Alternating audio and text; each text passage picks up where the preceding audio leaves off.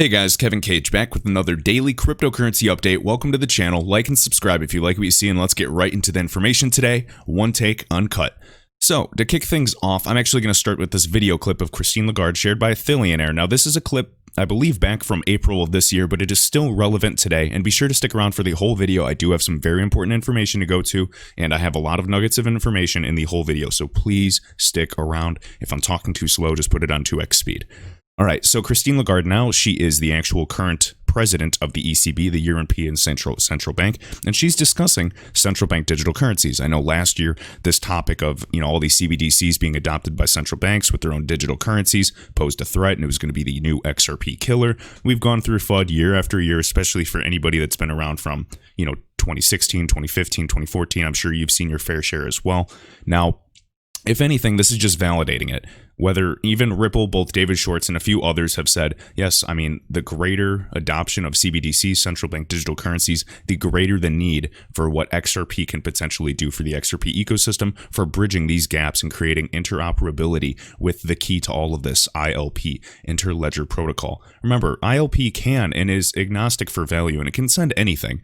But the real key is they want to send the best asset with the highest amount of liquidity. I know they use atomic swap technology, but XRP is just best positioned to do this. They have been working with Interledger since the very, very beginning. And obviously with the XRP ledger, it is far more scalable than the other assets we know in the other blockchains and ledgers that we have today. So it just simply makes sense to create these stable coins on top of the XRP ledger. Brad Kimes has been doing a great job discussing all the use cases and creating these types of, the NASDAQ liquidity index and building upon the XRP ledger with these stable coins, whether it's gold, stocks, various commodities, oil, financial products, you name it. And it's really, really interesting in terms of collateralizing assets and collateralized loans as well with Kava Labs, and then even creating a higher spot price to enable true consistency for micropayments as well, because that could potentially make, remittance, this whole remittance thing with on-demand liquidity, guys, this is a drop in the bucket. Wait, and obviously I am hoping, but based on the research, I believe that R3 will really get going as well with the Corda settler, and time will tell with that. But anyways, so she's just talking about, there's 4 islands, I believe, or like Caribbean countries that have already decided back in April, yes, we're doing this, central bank digital currencies. I'm going to talk in a few minutes about China being able to launch their own central bank digital currency any day now as well. All right, just an article I was reading. All right, right here, XRP Research Center. So this week in XRP, I'm going to go through these points, but I'm going to add a little more information for those of you that do not know or simply just don't have the time to go do this research. So basically, this week in XRP. So first, we got TP Bank joins RippleNet. So they're a Vietnamese bank. Actually, they've been around since 2008. So just, again, another bank, another group on RippleNet of their 300 plus clients. And keep in mind, this does not take into account Ripple's other clients. 50% have not even been named. And remember, the huge partnership with Finastra with over 9,000 customers, access to 9,000 customers plus, and then as well as Temenos, which has well over 3,000 banks connected to it. Like, you guys have to read between the lines and see what's really going on. Why on earth would RippleNet want to add one client or one bank such as this when they can just add a group like they did with MoneyGram with access to 22,000 corridors? It's simply the 80-20 rule, Pareto's principle. It's just that much easier. Remember, 80% of your output can come from 20% of your input. Hopefully I didn't mix that up. But all right, right here, Ripple opens Singapore office. We know this. Singapore is already and will continue to be a hub for fintechs, mark my word. They have been adopting, and they're very open with the regulation, and they're just moving miles ahead of other countries, including the United States. All right, next, Spring invests in Flare Networks. Flare Networks is a smart contract platform. They actually already integrated the Ethereum virtual machine, the EVM, enabling public and private networks to leverage smart contracts. Smart contracts are absolutely essential, especially for XRP on the XRP ledger, and especially for Spring, because they want to incentivize startups to utilize smart contracts. If you are moving millions or billions or even trillions on this ledger, you need automation that you can trust, okay? We don't need an intermediary. We don't need a middleman. This is very, very important. And again, with the Flare ecosystem, this comes with a single algorithmically stable base unit account that is partly generated by burning these XRP tokens. All right, so literally Spring, Xspring, they have invested into Flare Networks. This is a lot bigger than we realize. And then at the tied in, we got securitized partners with Flare Networks to issue compliant STOs. And these are security tokenized offerings or security token offerings for XRP holders. And I just forgot the acronym, but anyways, tokenized offerings. And they're security tokens. And as we know, I've talked about this months ago, that Coinbase and Ripple already invested into Securitize, of course, to get, a portion of that $7 trillion market. And everything is connected. Just like Brad Kimes has been discussing, as I've already said, building on the XRPL, regarding these stable coins, 150% collateralization, using 50% as the float and assisting with price discovery and really getting that accurate spot price and a higher price level, and really welcome and open up the floodgates for the big boys to come in, higher price, more and more building upon in use cases for XRP, because it's making it much more liquid. All right, next, number 5, Walmart launches remittance marketplace with MoneyGram and Ria Financial. So we already know that. Ria is a huge money transfer business. And again, we already know, MoneyGram will continue to launch. So this shouldn't be a surprise to you. It would not surprise me if, this would really, really become the standard in the future for at least remittance, at least throughout all these Walmart locations. It only makes sense. There's no other competitor that can really compete or is even going after the market share. 6, Ripple and NUS or NUS Computing launched NUS FinTech Lab in Singapore. So this NUS, this is the National University of Singapore, the School of Computing, to launch a financial technology lab. And basically, they just want to accelerate the growth of Singapore's fintech ecosystem by fostering collaboration between market participants, government agencies, regulators, educational institutions. And this just all happened last week. So pretty cool to see that. Ripple surpasses 300 customers. I've already talked about Temenos with over 3,000 banks connected, over 150 countries. We've talked about Finastra, over 9,000 customers in over 130 countries. And of these 300 plus customers, we, only know about 50% of them. Guys, come on, we have to read between the lines. We have American Express, we have Bank of America, some of the biggest banks and financial institutions in the world. You obviously know who they're partnered with. Ripple is reputable. It's very, very hard to hold this type of reputation in the financial market, and to even have half or even a fraction of what they currently have is very, very impressive, especially let alone, obviously working with the top 50 governments and central banks of the world. Like, to me, this is just a no-brainer. I know the price is, heavily manipulated by who? I cannot say. Obviously, every market is manipulated. But it's simply it's a matter of time before we can really just, explode. And this lid will pop off sooner than later. All right? Right here, Ripple and NUS Computing, already said that, surpassed 300 customers. Australian on-demand liquidity corridor goes live with FX Flash and Bitcoin markets. And then Interbank uses on-demand liquidity, so obviously the Peruvian bank, and just expanding into Latin America. So we're literally going everywhere. The Middle East, Southeast Asia, Latin America, Europe, you get the gist. We are connected to at least banks, central governments, gateways, network providers, all kinds of groups. And we have third-party providers like Accenture helping integrate, and they're helping with these digital transformations, just like with Swift and R3.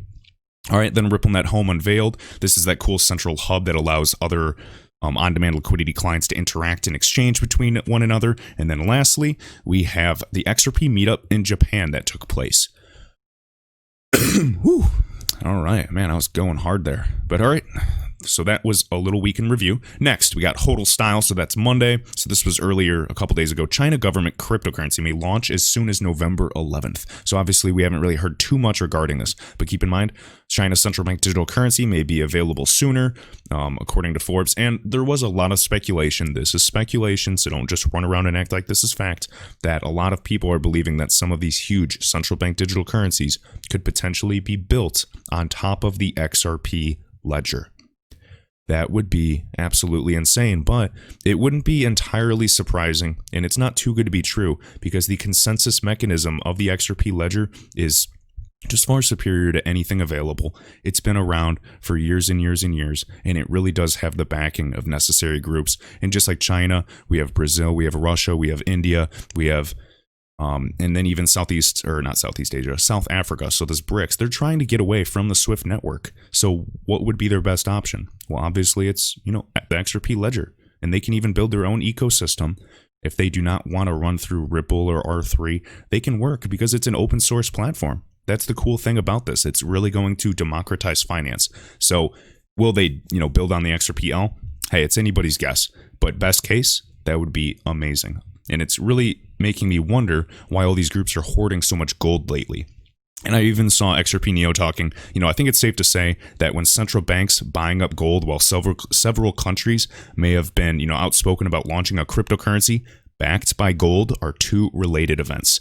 We're not geniuses, and this doesn't require a genius level of dot connecting here. And yes, it will be backed by gold. So that often makes you wonder, gold, other types of commodities that can actually be pegged right to XRP and collateralized 150%.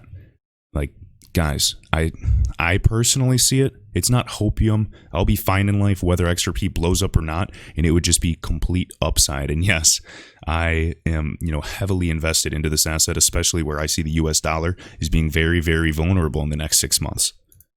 All right, lastly, we're going to read this. So this is Cryptopolis. So this is an article he literally wrote on Coil, and it's why is it so hard to hodl, hold on for dear life. And I'm going to read this and we're going to finish up. So guys, please listen. This is very inspirational to me, and it makes a lot of sense for anybody that may be a newcomer or anybody that's been new in the last 2 years per se.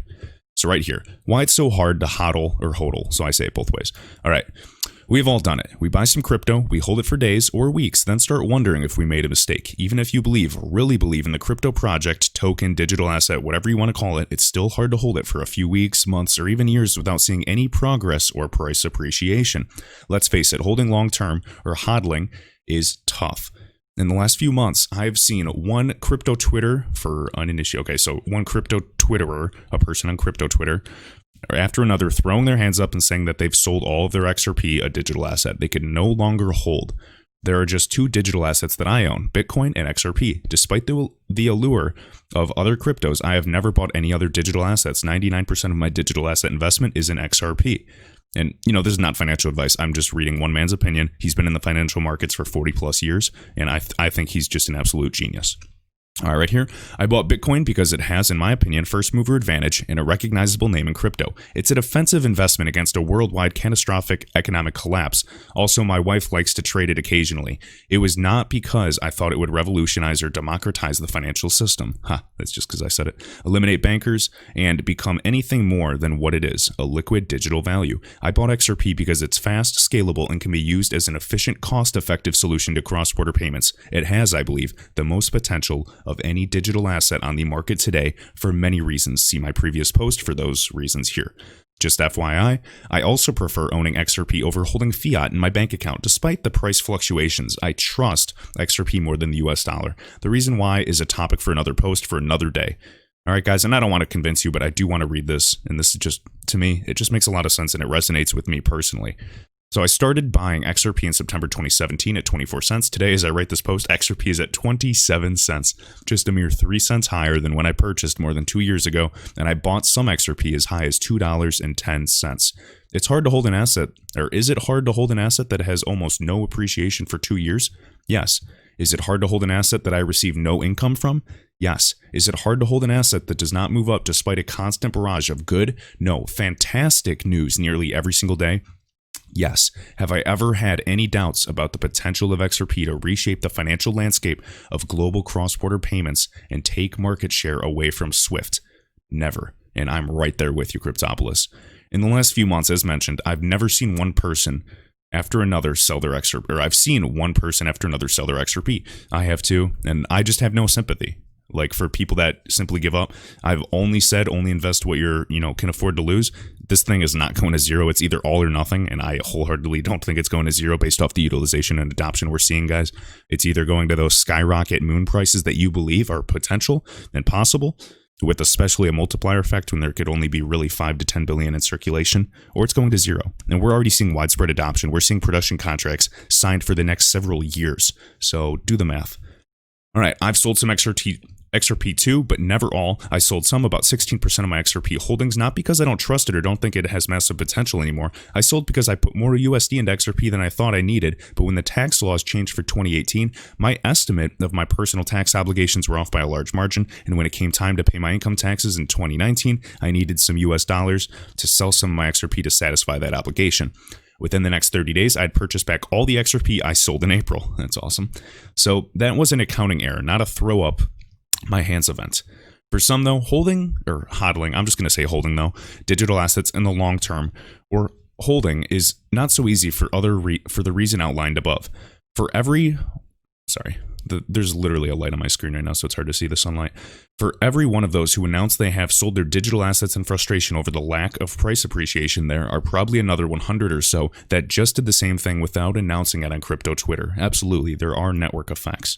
Now, I've been involved in the traditional stock, futures, and derivatives market for over 40 years. I've rarely held a stock or other investment for more than 1 to 2 years because it either hit my target and I get out of the position, or it fails to live up to my expectations. But other digital assets, and XRP in particular, are not in a traditional marketplace. Completely agree, completely different metrics as well, and completely different targets and price potential. We're talking, thousands, hundreds of thousands X growth, potentially. So digital assets are the first new class of assets in hundreds of years. It needs time to develop and mature. There are 2 solutions to those who may be feeling lost, frustrated, and confused by their investment in digital assets. 1, sell your asset down to the point at which you can sleep at night without worry. Absolutely. Take care of your mental health, guys. That I highly recommend that. And then 2, limit buying activity to money you can comfortably afford to lose, even if your investment goes to zero. All right. And then again, only by doing this will you be able to hold in the long term. Thank you for reading. And again, guys, that was Cryptopolis. So definitely give him a follow on Coil. I do like this a lot, and I just appreciated this insight. I think it needed to be heard, especially when we're at a 2-year low for a lot of people. And yes, just to be completely transparent, guys, I am still buying XRP. I dollar cost average every single week. So again, none of this is financial advice. I always encourage you guys to do your research. Look at multiple sources. Do not just listen to me or a few other YouTubers. Do not just read a few blogs. Really dig deep before you make any types of decisions, because this is your hard-earned money. But at the end of the day, guys, I've never personally been more confident in an investment in my entire life, and I'm here for the long term. So with that, guys, I will see you in the next video.